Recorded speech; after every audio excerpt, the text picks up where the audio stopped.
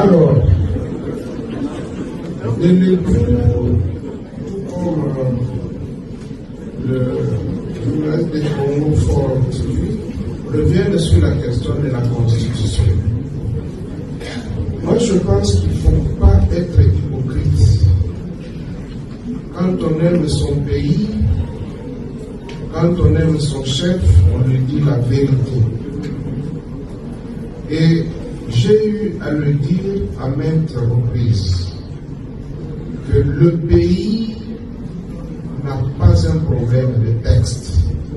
Le pays a un problème d'hommes qui doivent appliquer ou se conformer au texte qui existe.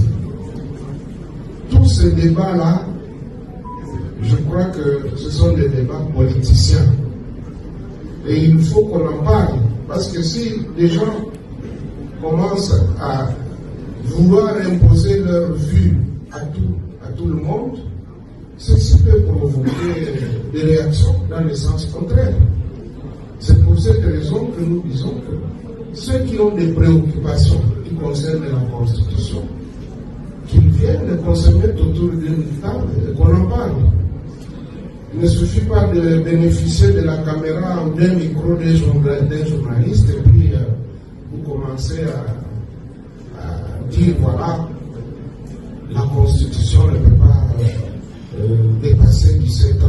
Ça, c'est tiré de quelle théorie scientifique? Quelqu'un d'autre disait ici que même des gens âgés de 60 ans, de 50 ans, font preuve d'immaturité dans leur gestion. Alors, si ceux qui ont 50 et 60 ans ne sont pas matures, vous voulez qu'une constitution de 17 ans soit vieille? Non, disons la vérité. Ils ne veulent pas nous dire ce qu'ils veulent.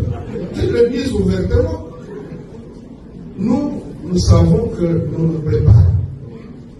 Et notre famille politique, au jour d'aujourd'hui, bénéficie de la confiance de la grande partie de la population.